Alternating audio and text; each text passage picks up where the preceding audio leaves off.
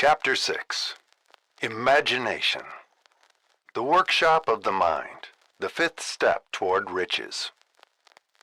The imagination is literally the workshop wherein are fashioned all plans created by man.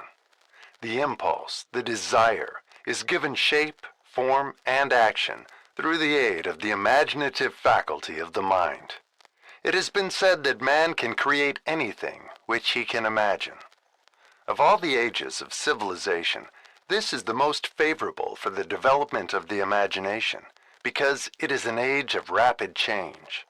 On every hand, one may contact stimuli which develops the imagination. Through the aid of his imaginative faculty, man has discovered and harnessed more of nature's forces during the past 50 years than during the entire history of the human race previous to that time. He has conquered the air so completely that the birds are a poor match for him in flying. He has harnessed the ether and made it serve as a means of instantaneous communication with any part of the world. He has analyzed and weighed the sun at a distance of millions of miles, and has determined, through the aid of imagination, the elements of which it consists. He has discovered that his own brain is both a broadcasting and a receiving station for the vibration of thought, and he is beginning now to learn how to make practical use of this discovery. He has increased the speed of locomotion until he may now travel at a speed of more than 300 miles an hour. The time will come soon when a man may breakfast in New York and lunch in San Francisco. Man's only limitation, within reason, lies in his development and use of his imagination. He has not yet reached the apex of development in the use of his imaginative faculty. He has merely discovered that he has an imagination, and has commenced to use it in a very elementary way. Two forms of imagination. The imaginative faculty functions in two forms. One is known as synthetic imagination, and the other as creative imagination. Synthetic imagination. Through this faculty, one may arrange old concepts, ideas, or plans into new combinations. This faculty creates nothing.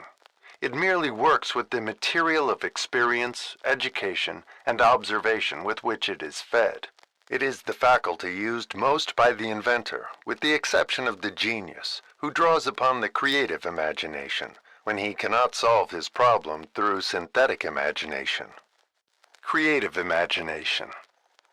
Through the faculty of creative imagination, the finite mind of man has direct communication with infinite intelligence. It is the faculty through which hunches and inspirations are received. It is by this faculty that all basic or new ideas are handed over to man. It is through this faculty that thought vibrations from the minds of others are received. It is through this faculty that one individual may tune in or communicate with the subconscious minds of other men. The creative imagination works automatically in the manner described in subsequent pages. This faculty functions only when the conscious mind is vibrating at an exceedingly rapid rate, as, for example, when the conscious mind is stimulated through the emotion of a strong desire. The creative faculty becomes more alert, more receptive to vibrations from the sources mentioned in proportion to its development through use. This statement is significant. Ponder over it before passing on. Keep in mind as you follow these principles that the entire story of how one may convert desire into money cannot be told in one statement. The story will be complete only when one has mastered, assimilated, and begun to make use of all the principles. The great leaders of business, industry, finance, and the great artists, musicians, poets, and writers became great because they developed the faculty of creative imagination. Both the synthetic and creative faculties of imagination become more alert with use, just as any muscle or organ of the body develops through use. Desire is only a thought, an impulse. It is nebulous and ephemeral. It is abstract and of no value until it has been transformed into its physical counterpart. while the synthetic imagination is the one which will be used most frequently in the process of transforming the impulse of desire into money, you must keep in mind the fact that you may face circumstances and situations which demand use of the creative imagination as well. Your imaginative faculty may have become weak through inaction. It can be revived and made alert through use. This faculty does not die, though it may become quiescent through lack of use. Center your attention for the time being on the development of the synthetic imagination, because this is the faculty which you will use more often in the process of converting desire into money. Transformation of the intangible impulse of desire into the tangible reality of money calls for the use of a plan or plans. These plans must be formed with the aid of the imagination and mainly with the synthetic faculty. Read the entire book through, then come back to this chapter and begin at once to put your imagination to work on the building of a plan or plans for the transformation of your desire into money. Detailed instructions for the building of plans have been given in almost every chapter. Carry out the instructions best suited to your needs. Reduce your plan to writing if you have not already done so. The moment you complete this, you will have definitely given concrete form to the intangible desire. Read the preceding sentence once more. Read it aloud, very slowly. And as you do so, remember that the moment you reduce the statement of your desire and a plan for its realization to writing, you have actually taken the first of a series of steps which will enable you to convert the thought into its physical counterpart. The earth on which you live, you, yourself, and every other material thing are the result of evolutionary change, through which microscopic bits of matter have been organized and arranged in an orderly fashion. Moreover, and this statement is of stupendous importance, this earth, every one of the billions of individual cells of your body, and every atom of matter, began as an intangible form of energy. Desire is thought impulse. Thought impulses are forms of energy. When you begin with the thought impulse, desire, to accumulate money, you are drafting into your service the same stuff that nature used in creating this earth, and every material form in the universe, including the body and brain in which the thought impulses function. As far as science has been able to determine, the entire universe consists of but two elements, matter and energy. Through the combination of energy and matter has been created everything perceptible to man, from the largest star which floats in the heavens down to and including man himself. You are now engaged in the task of trying to profit by nature's method. You are, sincerely and earnestly we hope, trying to adapt yourself to nature's laws by endeavoring to convert desire into its physical or monetary equivalent. You can do it. It has been done before. You can build a fortune through the aid of laws, which are immutable. But first, you must become familiar with these laws and learn to use them. Through repetition and by approaching the description of these principles from every conceivable angle, the author hopes to reveal to you the secret through which every great fortune has been accumulated. Strange and paradoxical as it may seem, the secret is not a secret. Nature herself advertises it in the earth on which we live, the stars, the planets suspended within our view, in the elements above and around us, in every blade of grass, and every form of life within our vision. Nature advertises this secret in the terms of biology, in the conversion of a tiny cell, so small that it may be lost on the point of a pin, into the human being now reading this line. The conversion of desire into its physical equivalent is, certainly, no more miraculous.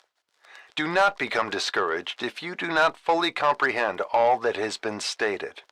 Unless you have long been a student of the mind, it is not to be expected that you will assimilate all that is in this chapter upon a first reading. But you will, in time, make good progress. The principles which follow will open the way for understanding of imagination. Assimilate that which you understand as you read this philosophy for the first time. Then, when you reread and study it, you will discover that something has happened to clarify it and give you a broader understanding of the whole. Above all, do not stop, nor hesitate in your study of these principles until you have read the book at least 3 times, for then you will not want to stop. How to make practical use of imagination. Ideas are the beginning points of all fortunes. Ideas are products of the imagination. Let us examine a few well-known ideas which have yielded huge fortunes, with the hope that these illustrations will convey definite information concerning the method by which imagination may be used in accumulating riches. The Enchanted Kettle. 50 years ago, an old country doctor drove to town, hitched his horse, quietly slipped into a drugstore by the back door, and began dickering with the young drug clerk. His mission was destined to yield great wealth to many people. It was destined to bring to the South the most far-flung benefit since the Civil War.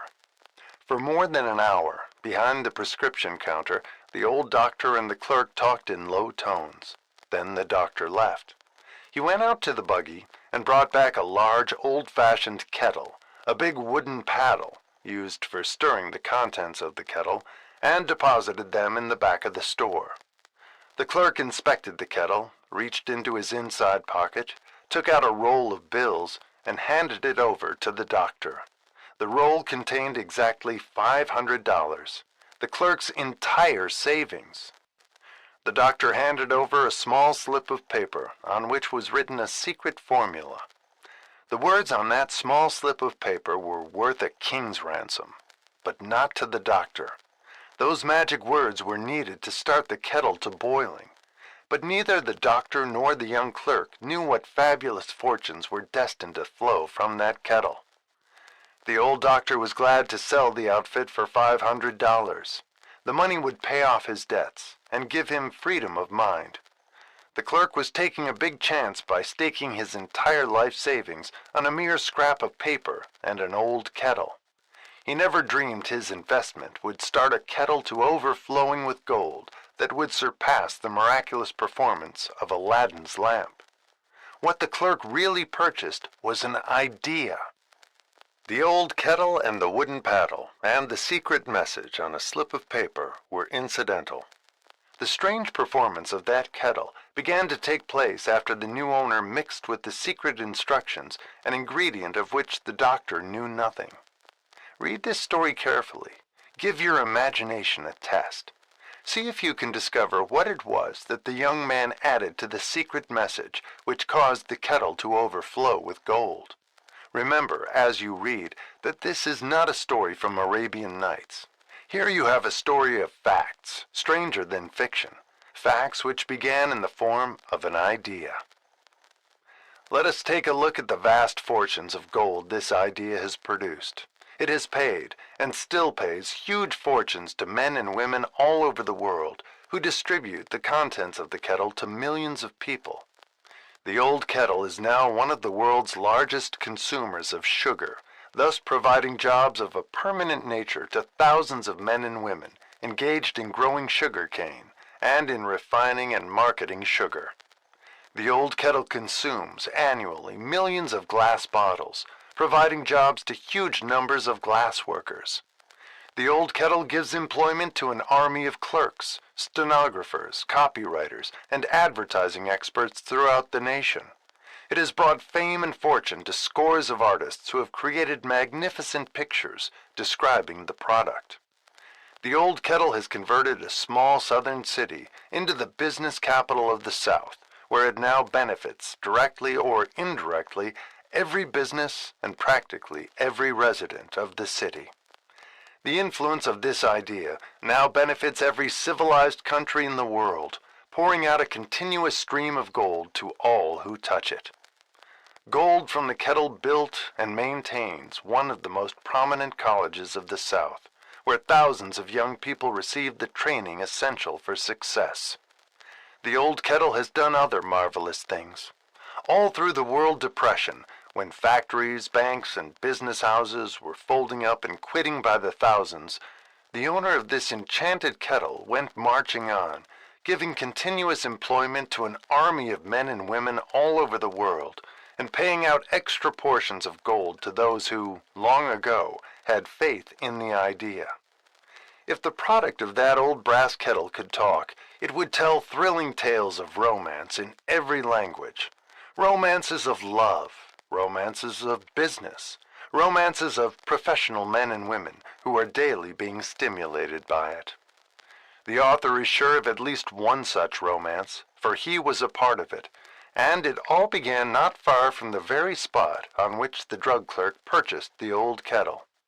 It was here that the author met his wife, and it was she who first told him of the enchanted kettle.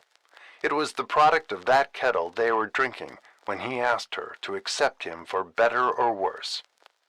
Now that you know the content of the enchanted kettle is a world-famous drink, it is fitting that the author confess that the home city of the drink supplied him with a wife, also that the drink itself provides him with stimulation of thought without intoxication, and thereby it serves to give the refreshment of mind which an author must have to do his best work. Whoever you are, wherever you may live, whatever occupation you may be engaged in, just remember in the future, every time you see the words Coca-Cola, that its vast empire of wealth and influence grew out of a single idea, and that the mysterious ingredient the drug clerk, Asa Candler, mixed with the secret formula was imagination. Stop and think of that for a moment. Remember also that the 13 steps to riches described in this book were the media through which the influence of Coca-Cola has been extended to every city, town, village, and crossroads of the world, and that any idea you may create, as sound and meritorious as Coca-Cola, has the possibility of duplicating the stupendous record of this worldwide thirst killer. Truly, thoughts are things, and their scope of operation is the world itself. What I would do if I had $1 million. This story proves the truth of that old saying, "Where there's a will, there's a way." It was told to me by that beloved educator and clergyman, the late Frank W. Gonzalez, who began his preaching career in the Stockyards region of South Chicago. While Dr. Gonzalez was going through college, he observed many defects in our educational system, defects which he believed he could correct if he were the head of a college. His deepest desire was to become the directing head of an educational institution in which young men and women would be taught to learn by doing. He made up his mind to organize a new college in which he could carry out his ideas without being handicapped by orthodox methods of education. He needed $1 million to put the project across. Where was he to lay his hands on so large a sum of money? That was the question that absorbed most of this ambitious young preacher's thought. But he couldn't seem to make any progress. Every night he took that thought to bed with him. He got up with it in the morning. He took it with him everywhere he went.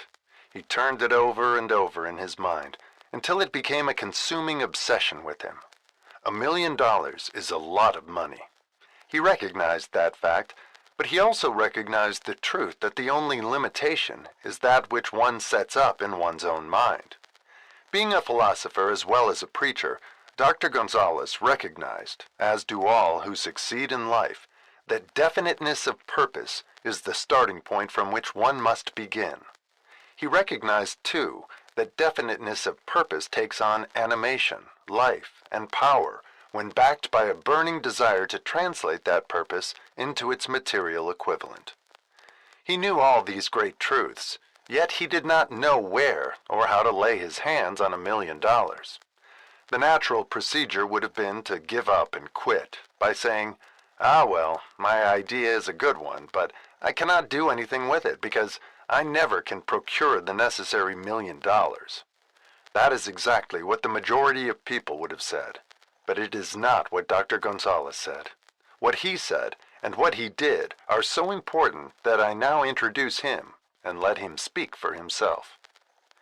One Saturday afternoon I sat in my room, thinking of ways and means of raising the money to carry out my plans. For nearly 2 years I had been thinking, but I had done nothing but think. The time had come for action. I made up my mind, then and there, that I would get the necessary $1 million within a week. How? I was not concerned about that. The main thing of importance was the decision to get the money within a specified time. And I want to tell you that the moment I reached a definite decision to get the money within a specified time, a strange feeling of assurance came over me, such as I had never before experienced. Something inside me seemed to say, "Why didn't you reach that decision a long time ago? The money was waiting for you all the time." Things began to happen in a hurry. I called the newspapers and announced I would preach a sermon the following morning entitled, "What I Would Do If I Had $1 Million."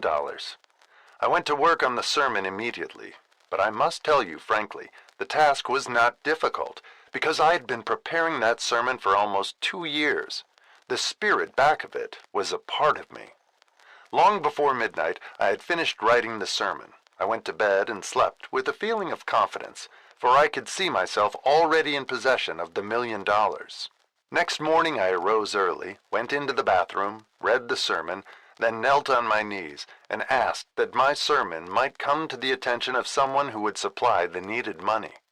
While I was praying, I again had that feeling of assurance that the money would be forthcoming.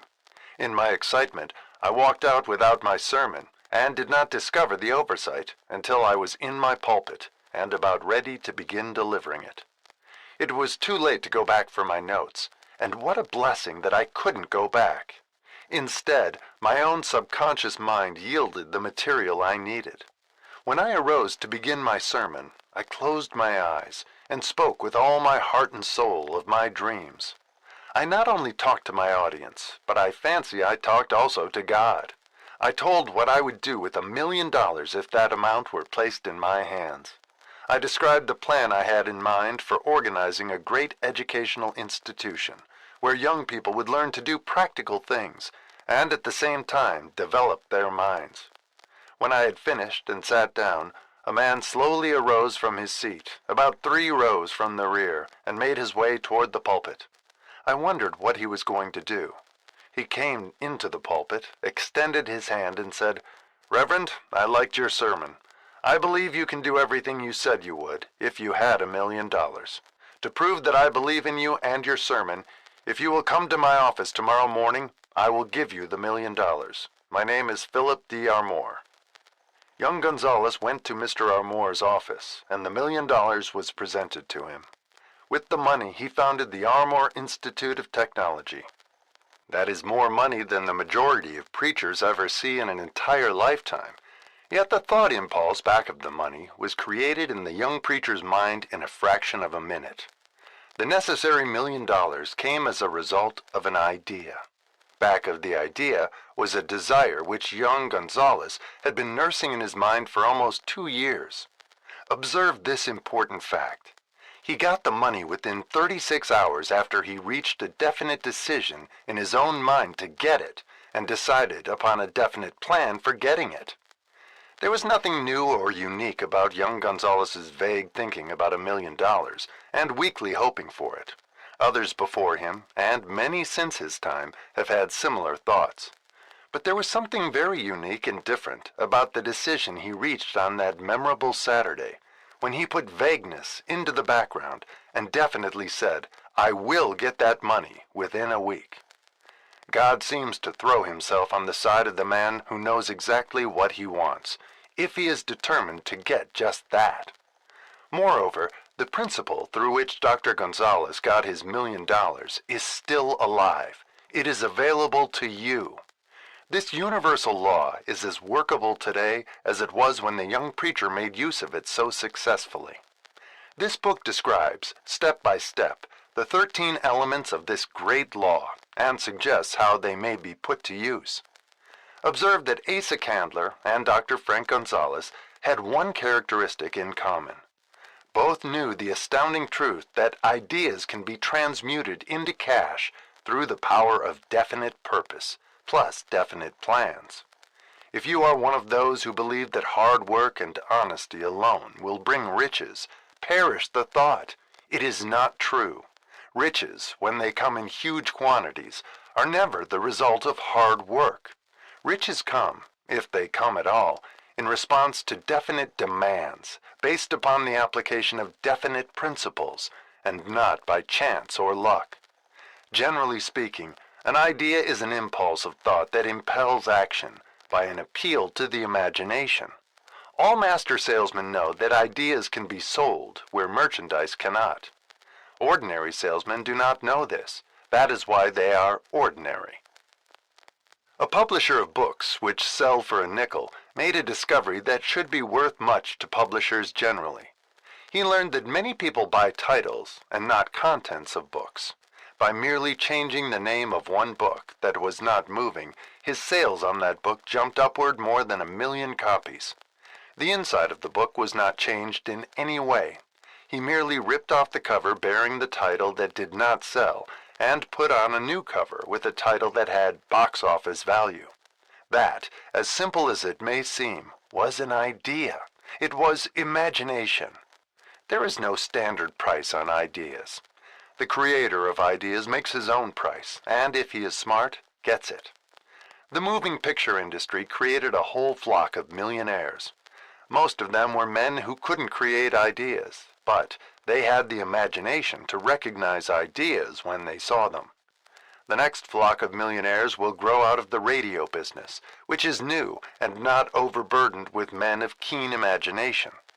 The money will be made by those who discover or create new and more meritorious radio programs, and have the imagination to recognize merit, and to give the radio listeners a chance to profit by it. The sponsor, that unfortunate victim who now pays the cost of all radio entertainment, soon will become idea conscious and demand something for his money.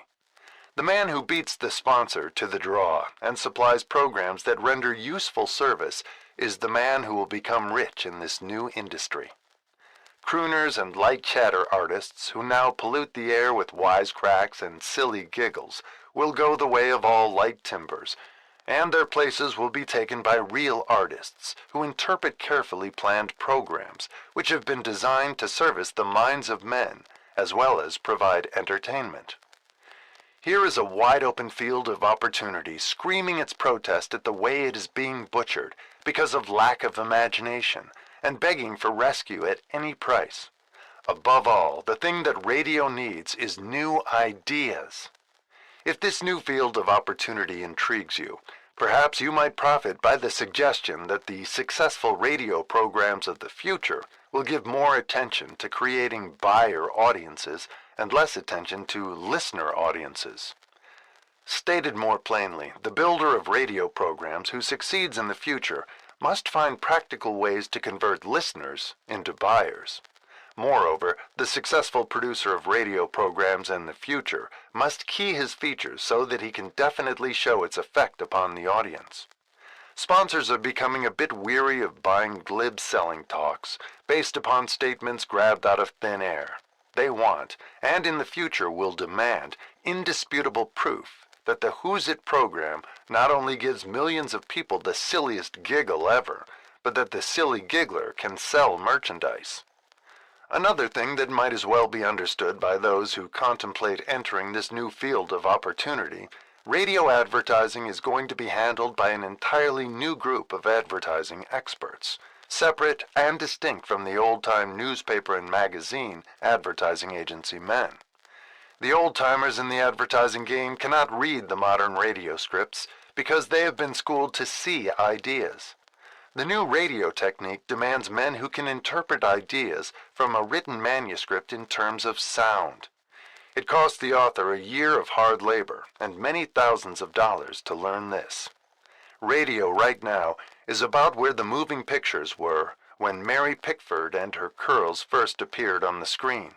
There is plenty of room in radio for those who can produce or recognize ideas. If the foregoing comment on the opportunities of radio has not started your idea factory to work, you had better forget it. Your opportunity is in some other field. If the comment intrigued you in the slightest degree, Then go further into it, and you may find the one idea you need to round out your career. Never let it discourage you if you have no experience in radio. Andrew Carnegie knew very little about making steel. I have Carnegie's own word for this. But he made practical use of two of the principles described in this book, and made the steel business yield him a fortune. The story of practically every great fortune starts with the day when a creator of ideas and a seller of ideas got together and worked in harmony. Carnegie surrounded himself with men who could do all that he could not do. Men who created ideas, and men who put ideas into operation, and made himself and the others fabulously rich. Millions of people go through life hoping for favorable breaks. Perhaps a favorable break can get one an opportunity, but the safest plan is not to depend upon luck. It was a favorable break that gave me the biggest opportunity of my life, but 25 years of determined effort had to be devoted to that opportunity before it became an asset. The break consisted of my good fortune in meeting and gaining the cooperation of Andrew Carnegie. On that occasion, Carnegie planted in my mind the idea of organizing the principles of achievement into a philosophy of success. Thousands of people have profited by the discoveries made in the 25 years of research, and several fortunes have been accumulated through the application of the philosophy. The beginning was simple. It was an idea which anyone might have developed. The favorable break came through Carnegie, but what about the determination, definiteness of purpose, and the desire to attain the goal, and the persistent effort of 25 years? It was no ordinary desire that survived disappointment, discouragement, temporary defeat, criticism, and the constant reminding of waste of time. It was a burning desire, an obsession. When the idea was first planted in my mind by Mr. Carnegie, it was coaxed, nursed, and enticed to remain alive. Gradually, the idea became a giant under its own power, and it coaxed, nursed, and drove me. Ideas are like that. First, you give life and action and guidance to ideas, then they take on a power of their own and sweep aside all opposition. Ideas are intangible forces, but they have more power than the physical brains that give birth to them. They have the power to live on after the brain that creates them has returned to dust. For example, take the power of Christianity. That began with a simple idea, born in the brain of Christ. Its chief tenet was, do unto others as you would have others do unto you. Christ has gone back to the source from whence he came, but his idea goes marching on. Someday it may grow up and come into its own. Then it will have fulfilled Christ's deepest desire. The idea has been developing only 2,000 years. Give it time. Success requires no explanations. Failure permits no alibis.